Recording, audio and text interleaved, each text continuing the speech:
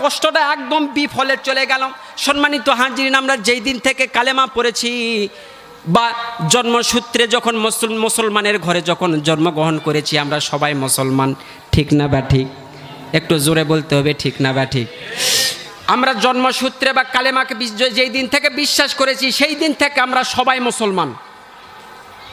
আমরা যেই দিন মুসলমান হয়েছি সেই দিন আল্লাহর কাছে একটি চুক্তিবদ্ধ হয়েছি। আল্লাহকে বলেছি, আল্লাহ গোলা ইলাহা ইল্লাল্লাহ, আপনি ছাড়া কোনো ইলাহ নেই, আপনি ছাড়া আমরা কাউকে মানি না, আপনি ছাড়া কারো উপাস্য আমরা করব না। আল্লাহ বলছেন, ওগো দুনিয়ার মানুষেরা, তোমরা শুনে রাখো, যারা আমার কাছে যারা ওয়াদা করেছো, ওয়াদা আমরা সবাই করেছি।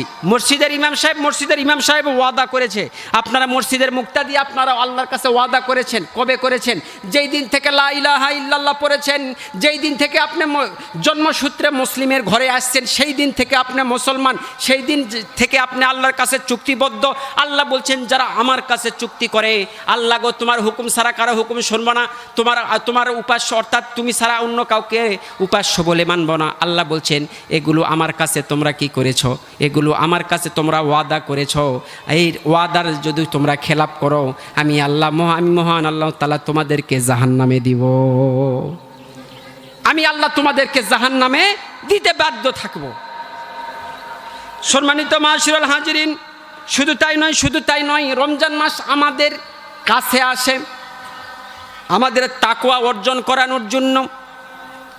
ভাই শোনেন, আজকে আপনি একটা মোটরসাইকেল কিনেন অথবা একটা কার কিনেন, প্রাইভেট কার কিনেন, লাগাতার 1 মাস চালাতেই কিছু না হলে আপনি সেটাকে মোবাইল ডেন দিতে হবে, ঠিক না বা ঠিক? নিয়মিত কি করতে হবে?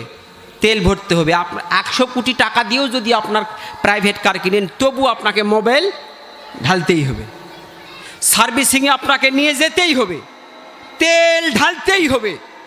তাহলে